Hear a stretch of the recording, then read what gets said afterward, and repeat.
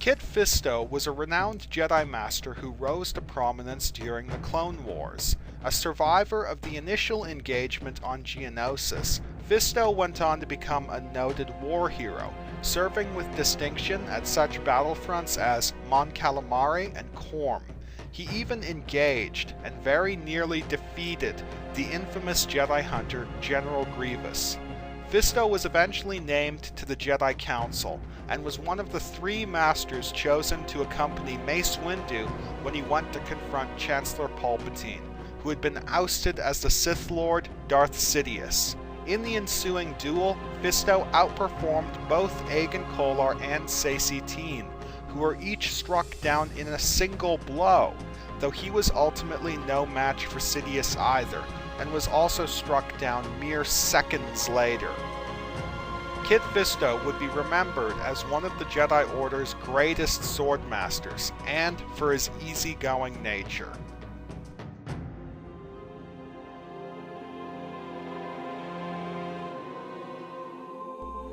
Instructed by Yoda and trained by Qui-Gon Jinn, Obi-Wan Kenobi went on to become one of the finest Jedi Knights, and was one of the Order's greatest swordmasters. As a Padawan, he cut down the Sith apprentice Darth Maul, an achievement that earned him his knighthood, and he spent the next 10 years training Anakin Skywalker, the rising star of the Jedi Order. It was Kenobi who was sent to investigate the assassination attempts on Senator Padme Amidala, unearthing a vast conspiracy that led to Count Dooku, the ex-Jedi leader of the Confederacy of Independent Systems. However, Kenobi's investigation was called off when the Clone Wars began, and he was shoehorned into military service as a Jedi General. Through sheer tenacity, Kenobi survived the brutal challenges of the Clone Wars and was named to the Jedi Council. One of the few survivors of the Great Jedi Purge, Kenobi did his part in attempting to fight back, challenging the fallen Anakin Skywalker, now the Sith Lord Darth Vader, to a duel to the death on Mustafar. Kenobi prevailed and disappeared into exile to watch over Anakin's son, Luke Skywalker, though Vader survived. Kenobi emerged from exile in Zero BBY to aid the Rebel Alliance against the Empire, though he was forced to confront Vader so Luke and his allies could escape, and was defeated. Kenobi transcended the material plane and became a Force spirit, and returned periodically to advise and aid Luke.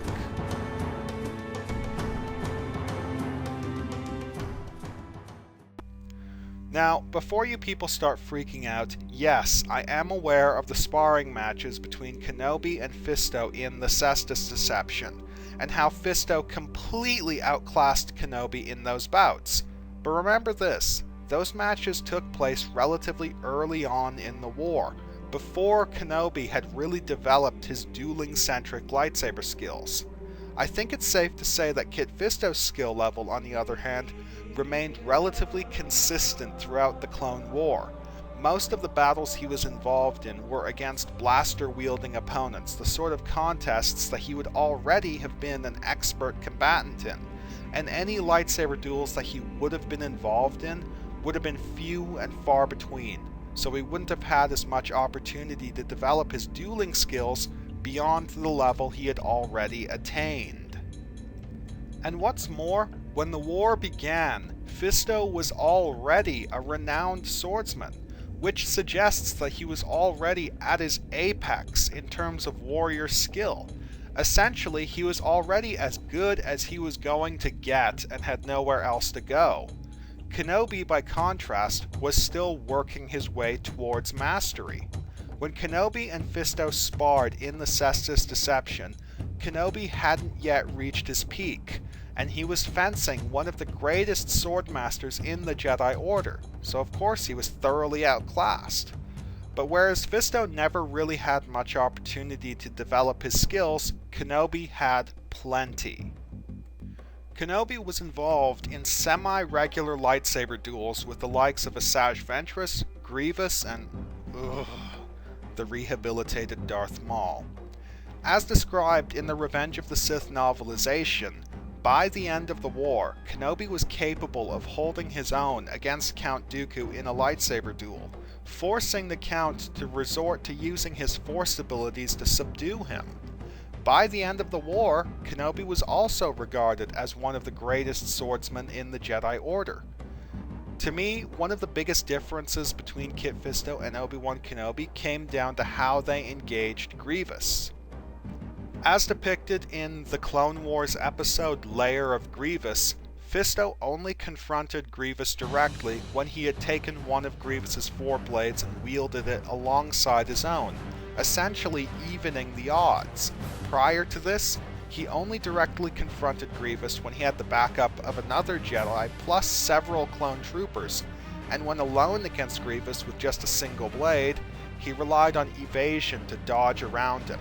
Yeah, he did blade lock with Grievous a couple of times, but it was never a sustained bout of fencing. They just kinda stood there posturing. Then Fisto got the extra blade, and Grievous was dropped to 3, and then the Jedi was willing to go head to head. Kenobi, by contrast, was perfectly content to take Grievous's 4 blades with just his 1, confident that his defense was sufficient to win the day, and he only started hacking limbs off when Grievous started to press him. So I think we can conclude that in terms of skill, by Revenge of the Sith, Kenobi was equal to, if not better than, Kit Fisto, which makes this a valid matchup. Now to examine how their skill sets match up.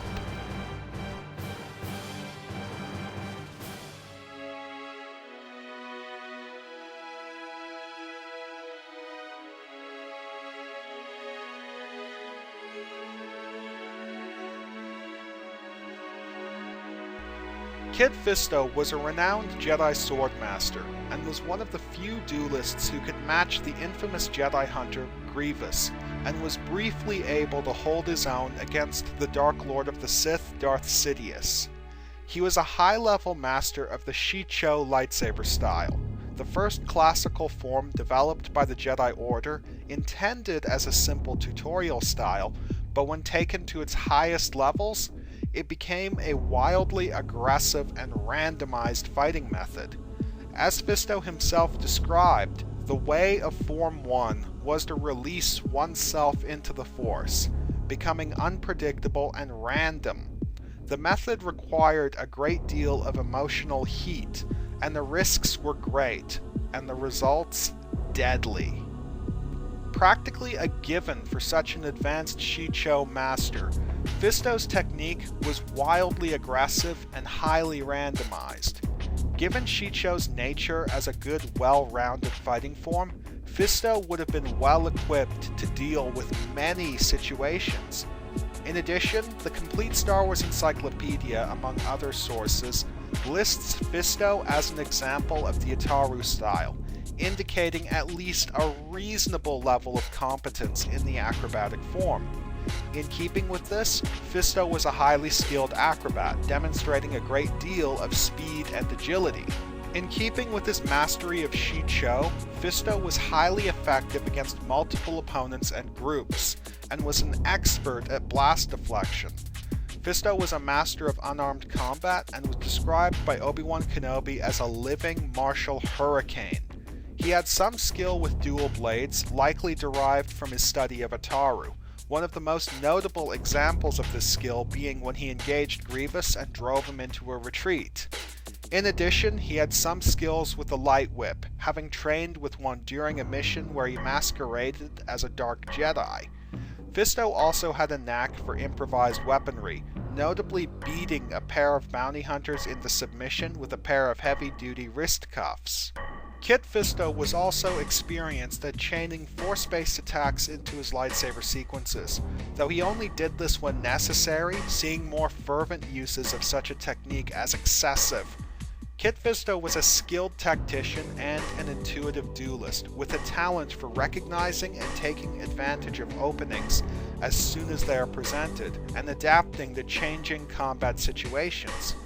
However, Fisto was also sometimes reckless, losing himself to the aggression of Shii-Cho. He was just as well known for his volatility as well as his courage, and in his own way, Kit Fisto skirted just as close to the dark side of the Force as Mace Windu. Kit Fisto's offense was wild and utterly unpredictable, though as mentioned, sometimes reckless and overly aggressive. His defense was staunch and reliable, though if his performance against Grievous and the Magna Guards in Lair of Grievous is any indication, then clearly Fisto prefers to rely on evasion and doesn't like confronting his opponents directly if he doesn't have the offensive initiative. While Kit Fisto was a master of Shii-Cho and clearly took full advantage of all of the focuses of the style, he was also saddled with a few of its weaknesses as well. As established in Knights of the Old Republic 2, The Sith Lords, Shii-Cho was designed with the intent of engaging multiple opponents. As a result, this left adherents of the style at a relative disadvantage against lone enemies. While Fisto was no slouch in single combat, he was still relatively weak in it, twice shown by his defeats at the hands of Asajj Ventress and later Palpatine. However, he was still good enough not to die instantly when he fought the latter, unlike his compatriots, and had generally earned his reputation as a great swordmaster.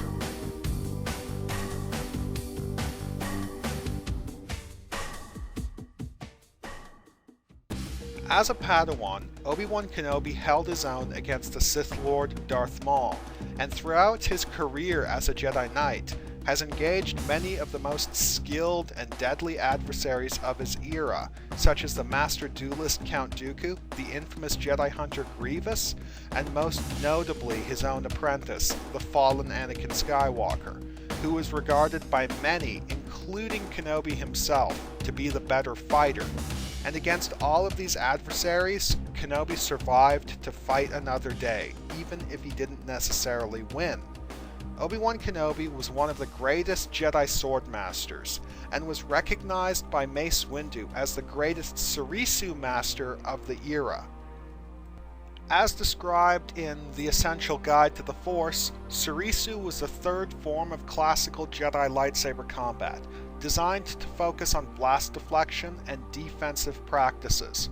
Proper masters of the style are considered to be invincible, though somewhat lacking in terms of offensive capabilities. Kenobi compensated for this weakness through his mastery of Ataru, a fast-paced martial art with a heavy focus on speed and agility, and Kenobi's original specialization before he began studying Surisu. Kenobi reinforced these disciplines with some skill in Shii-Cho, Naiman, and Sokan.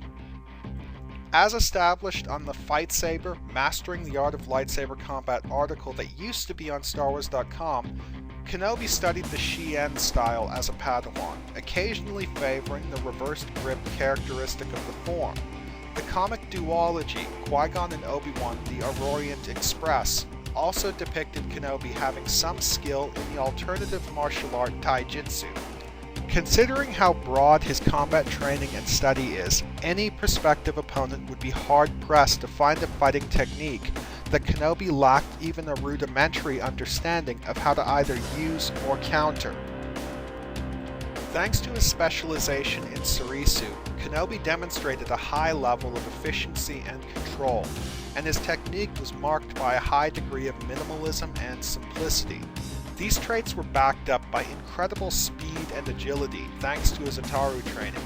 While a reliance on brute force was not Kenobi's preferred tactic, he had little difficulty combating it, effectively defending against Anakin Skywalker's strength-oriented Djemso-style offense, and fending off the superhumanly powerful blows of the cyborg Grievous. With the Force guiding his blade, Kenobi demonstrated pinpoint precision, which complemented the minimalist efficiency of his technique. Obi-Wan Kenobi wasn't just a specialist in lightsaber combat, and in fact possessed quite a broad skill set. He was an expert in unarmed combat, having gone head-to-head with the likes of a fully equipped Jango Fett and a lightsaber-wielding Asajj Ventress, effectively holding his own with nothing more than his bare fucking hands.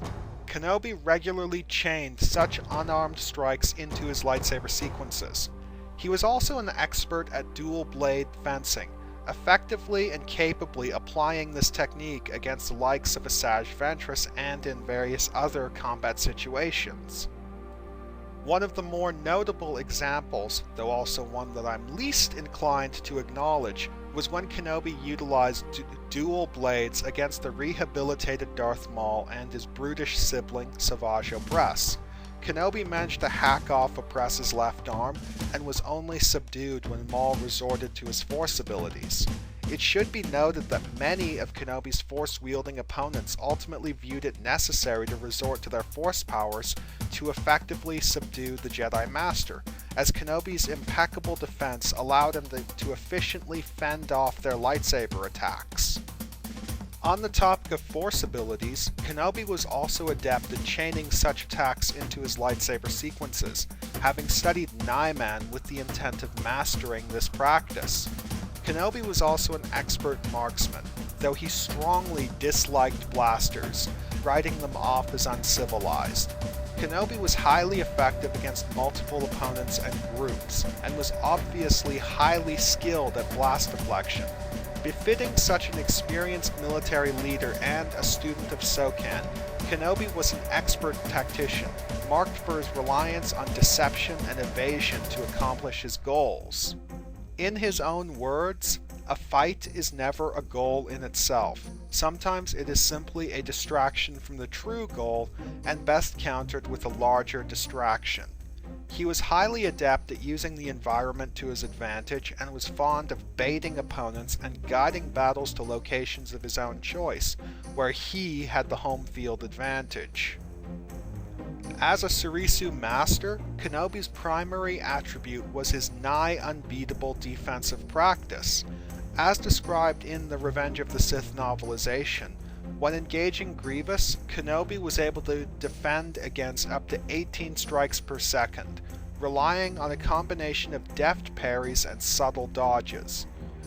However, despite being best known for his mastery of Surisu, Kenobi wasn't a one-trick pony focused on pure defensive combat, and could very comfortably step into an offensive role, bringing the fight to the enemy in a variety of ways.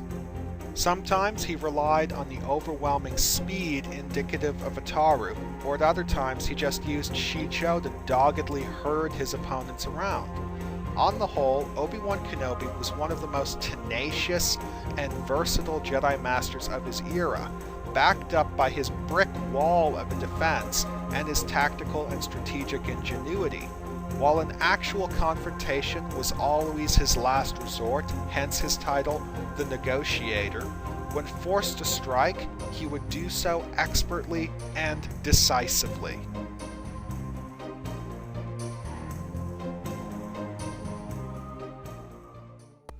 So how do their skill sets match up? Kit Fisto is one of those what I like to refer to as Mace Windu light duelists. Fisto's method, like that of most other Juya specialists or hardcore Darksiders, was all about releasing himself into the Force and becoming a personification of its destructive fury. While Fisto was nowhere near as good at this sort of thing as Mace Windu, he was reasonably successful in his own right. But the problem is that fighters like Fisto are the sort of duelists that Obi-Wan Kenobi is perfectly optimized towards combating. Duelists who release themselves into the Force in such a manner tend to focus on becoming offensive dervishes, recklessly attempting to power through their opponents. And Kenobi combats this by using his energy-efficient Surisu-style defense to hold them off and wait them out, holding out until either fatigue or frustration set in, and taking advantage of the defensive lapses that would result from either factor. So I think it boils down to the question of, could Fisto's offense penetrate Kenobi's defense before fatigue set in? On the one hand, Kenobi was able to hold off Grievous's assault of 18 strikes per second, all of which came in a randomized, staggered rhythm. In terms of just the straight numbers, that's a hell of a lot more than Fisto could ever hope to crank out.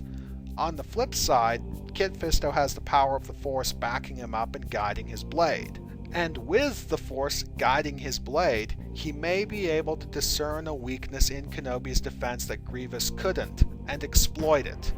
However, Kenobi has engaged similarly Force-empowered duelists, most notably the fallen Anakin Skywalker on Mustafar, and I think we can all agree that Skywalker is at least as good as Fisto, so if he couldn't beat Kenobi's defense, then Fisto can't. And while Fisto would give his all to boosting his attack, Kenobi would hold him off and find some way to outmaneuver him and get around his offense. And Kit Fisto's proven recklessness doesn't really leave him well equipped to counter Kenobi's strategy. In a nutshell, Obi-Wan Kenobi's greater tactical mind and superior defensive technique would enable him to find some way to outmaneuver Kit Fisto and hack him apart.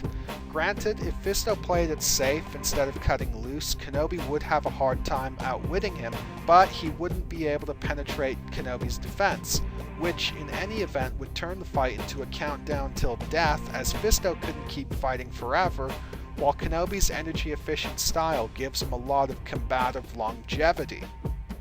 Obi-Wan Kenobi gets the edge as a martial artist.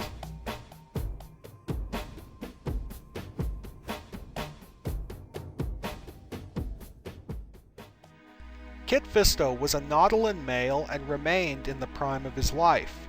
According to Fisto's role-playing game character sheet in the Clone Wars campaign guide, his strength was 14, which meant he could lift 140 pounds above his head in a military press, dexterity of 14, and constitution of 15, so extremely fast and tough. Fisto also enjoyed a number of physical advantages common to his species. Much of his aforementioned resiliency was due to the extra cartilage reinforcing his skeleton. As an amphibian, Fisto was physically optimized for living and operating underwater, with webbed hands and feet that boost his natural swimming capabilities and the ability to breathe underwater. Most notably, the highly advanced olfactory organs in his scalp tentacles enable him to detect the pheromone levels of nearby individuals. In combat, this allows him to sense and anticipate the actions of his opponents, granting him a split-second advantage. However, this ability works best when underwater, as the olfactory organs are evolved to detect pheromones carried on water currents. On the whole, Kit Fisto combines a natural toughness and enhanced senses with great physical discipline, befitting his reputation as a great martial artist.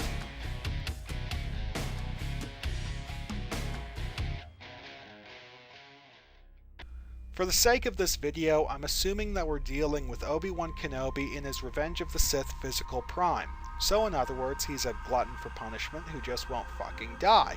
The Clone Wars campaign guide also contains Kenobi's character sheet, which allows me to tell you with absolute accuracy and certainty what his physical capabilities are. His strength is 15, which means he can lift 150 pounds above his head in a military press. His dexterity is 16, and his constitution is 14, which means he's really fast and really fucking tough. This toughness has been demonstrated on multiple occasions, from the Battle of Kothlas, where Kenobi was forced to continue fighting despite his body being pierced by and riddled with shards of glass and other shrapnel, being tortured for months by Asajj Ventress during his time as a POW, and not only surviving, having a heavy gantry dropped on his midsection by Dooku, but being relatively unharmed by this. However, Kenobi is still a squishy little human thing. He can take a lot of pain and injury, but he still has his limits, and many of his more notable feats have called for considerable recovery time afterwards.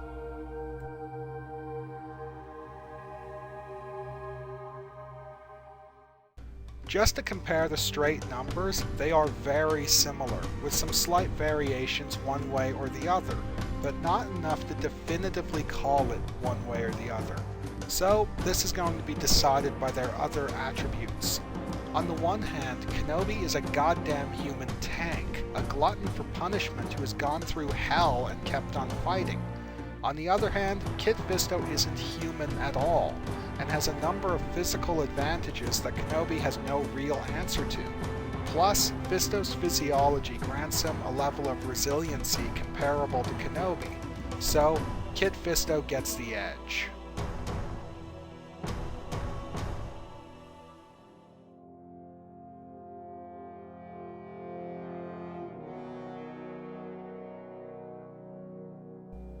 According to the Power of the Jedi sourcebook, which unfortunately I do not own, Kit Fisto is a Jedi consular. Long story short, consulars are scholars who focus primarily on a study of the Force, with everything else taking backseat to this. As such, Kit Fisto is first and foremost a Force wielder. Basic physical augmentation granting him the superhuman speed and agility necessary to perform many of the feats that the Jedi are famed for is a given. Many of Fisto's movements in combat were accelerated to the point where even fellow Force wielders, such as Obi-Wan Kenobi, had difficulty tracking him. His telekinetic powers were relatively advanced, and he had little difficulty chaining them into his lightsaber sequences. However, he preferred to avoid applying such powers unless absolutely necessary, strongly preaching restraint and control ahead of open displays of power. His telepathic abilities were also reasonably advanced, and he had little difficulty with mind tricks, though more advanced applications such as battle meditation evaded him. Given his amphibious nature, Fisto invested the majority of his focus into taking advantage of his aquatic abilities.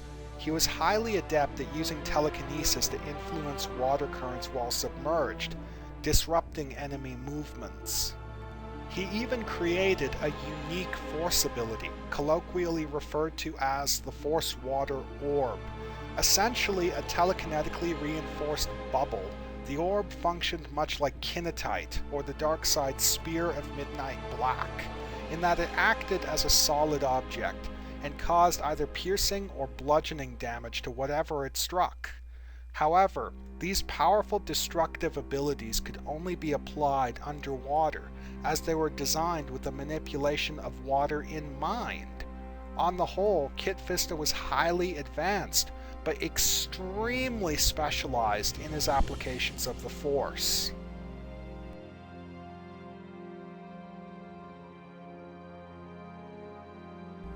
Obi-Wan Kenobi was a reasonably capable Force wielder, and while he invested more focus into his lightsaber skills, his Force abilities were still quite respectable.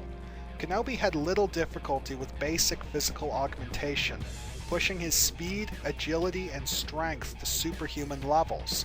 The Revenge of the Sith novelization featured a sequence during Kenobi's engagement with Grievous where Kenobi blocked the cyborg's blow by catching his arm, and in the subsequent contest of strength actually bent Grievous's duranium alloy limb. While this was not depicted in the film and is thus technically non-canon, I do consider this feat as being well within Kenobi's capabilities. Kenobi was quite competent in the use of telekinesis, often chaining Force pushes and shoves into his lightsaber sequences, and manipulating his thrown lightsaber with relative ease. His Force push was powerful enough to match that of Darth Vader, then the most powerful Force wielder in existence. He's used grips and pulls to disarm opponents, tearing their weapons from their grasp or even destroying them. He even used a powerful Force repulse to blow the Jedi bounty hunter Dirge apart after his adversary attempted to smother Kenobi in his own musculature. However, Kenobi's ability to defend himself against telekinetic attacks was somewhat limited, and he was subdued in this manner with relative ease during his engagement with Count Dooku towards the end of the war. Another example that I'm reluctant to acknowledge is how the rehabilitated Darth Maul seemed to have become very fond of tossing Kenobi around like a rag doll.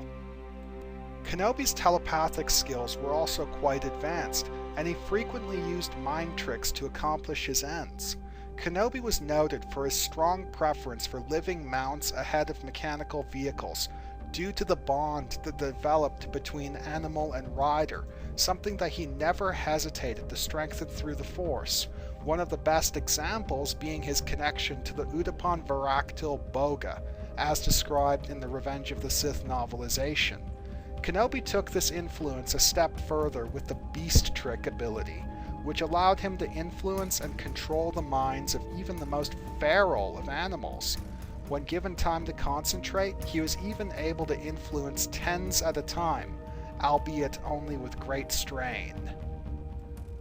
Obi-Wan Kenobi also had some skill with force deflection, or as it was more formally known, tutaminis.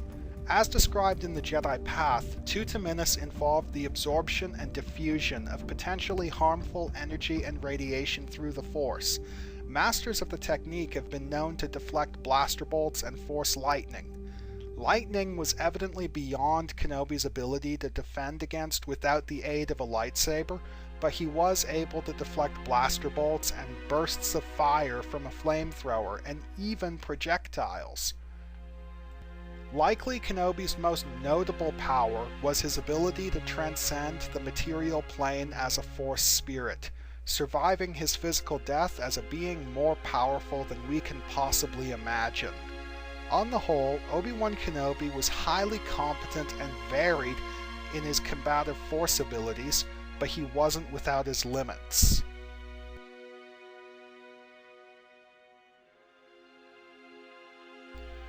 One of Kit Fisto's biggest handicaps is his overspecialization.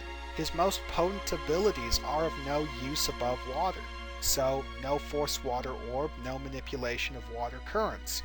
So it boils down to how his lesser powers stack up against Kenobi.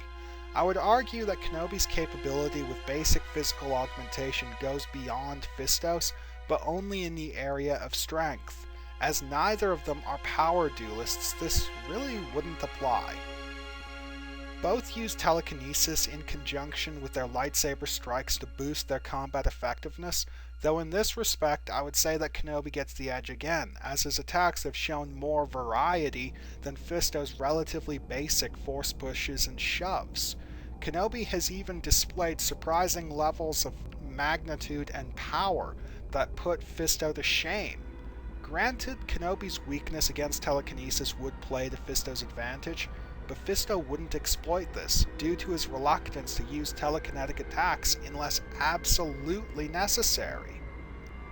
As both are highly skilled Jedi trained to resist outside influence, neither of their telepathic abilities would really come into play. Neither would Kenobi's knowledge of tutaminis, as Fisto isn't capable of unleashing any of the attacks that Kenobi can defend against, unless Kit Fisto can breathe fire, in which case he's been holding out on us. However, I think it's safe to say that Kenobi's expertise with the skills that actually would come into play in such a contest is greater than Fisto's, and for this reason, Obi-Wan Kenobi gets the edge as a Force wielder.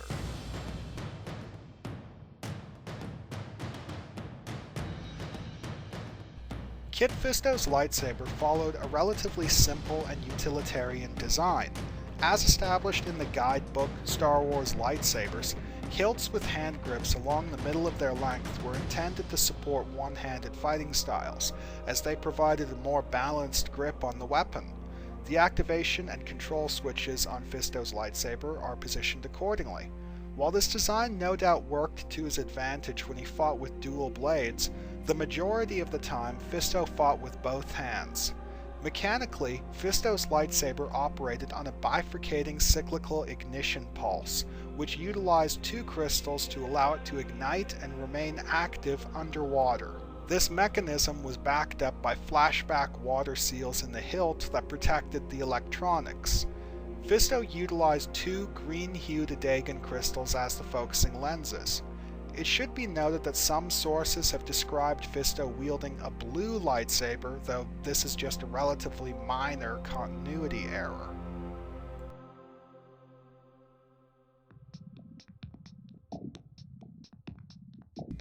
Despite his unwillingness to admit it, the lightsaber that Obi-Wan Kenobi wielded as a Jedi Master was the embodiment of the changing mentality of the Jedi Order. Rather than being constructed as a meditative exercise, it was clearly designed to handle the rigors of combat, with durability rather than craft being the emphasis. The hilt was skeletal and utilitarian, and was clearly intended to be easily disassembled for field maintenance. All of Kenobi's lightsabers were marked by a ring of protrusions on the pommel, and it's quite likely that the pommel contained a reserve power cell, though this is just an assumption based on the weapon's similarities to Kenobi's previous lightsabers. The activator was throttle style with the charging port just below it. The middle third of the lightsaber was taken up by the ridged hand grip before thinning out into the narrow neck that led up to the emitter, with the bulge halfway along it containing yet another reserve power cell. Kenobi used a single blue-hued Adagan crystal as the focusing lens. In addition, during the war, Kenobi integrated various pieces of combat armor into his Jedi robes. He justified this decision by pointing out how the armor protected him from small injuries, minimizing distractions on the battlefield, so evidently his choice to wear armor was questioned by the more orthodox Jedi. However, by the end of the war, Kenobi had abandoned the use of such armor.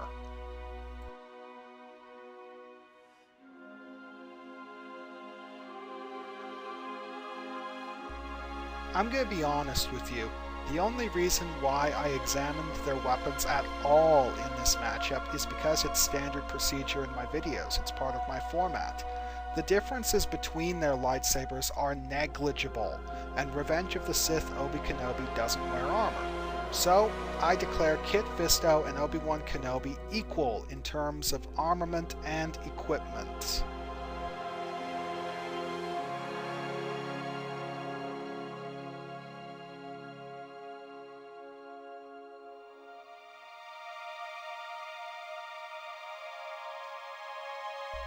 Right from the start, it's obvious that a fight between these two would play out as a pure lightsaber duelist. While both may be unquestioned masters of the Force, both also strongly adhere to the idea of restraint, and while they may use the occasional Force push to back up their lightsaber skills, neither of them are the sort who are going to obliterate foes with almighty displays of godlike power. So I think it's safe to say that Kenobi's edge in this area, to my judgment at least, won't count for much. So, this fight boils down to pure lightsaber mastery, with physical ability playing a small role. And, as I detailed previously, Kenobi would almost certainly be able to hold off Fisto's offense while finding some way to outflank or outwit him. But, just for the sake of argument, let's say Kenobi isn't able to accomplish either of these things, because Fisto is too smart to fall for Kenobi's strategies and can fend off his counters, resulting in an impasse. In this event, it would boil down to a question of stamina and sustainability, and I think Kenobi still has a massive edge. While the Shii-Cho style is known for its simplicity and lack of grandiose spectacle, Kit Fisto's method was based around releasing himself into the Force and fighting as a personification of its destructive fury, executing all of his moves in randomized and sustained bursts of fast-paced aggression. But the problem with a fighting style based around continuous fast-paced motion is that it isn't sustainable, and even with the power of the Force, you can only go so far before you tire out.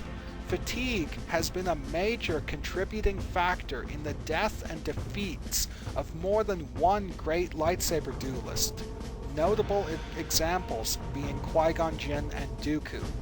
While Fisto's relative youth and physical conditioning would provide him with more stamina than either of those two, it wouldn't do much more than just buy him more time.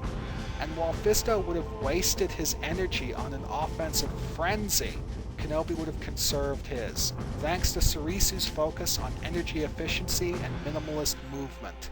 And while Fisto would be all tired out, working hard just to keep going, Kenobi would be relatively fresh, ready to take advantage of Fisto's fatigue.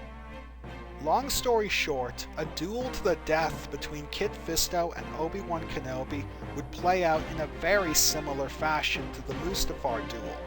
Fisto's offensive frenzy would smash up against Kenobi's defensive brick wall, and while Fisto vented, Kenobi would keep calm and chive on, conserving his energy and waiting Fisto out. And once fatigue set in and Fisto started slowing down and screwing up, Kenobi would be right there, ready to hack him to pieces. I declare Obi-Wan Kenobi the winner. Remember, this is just my opinion, so feel free to chime in. Comments below, essays sent to my message board, or emailed to me.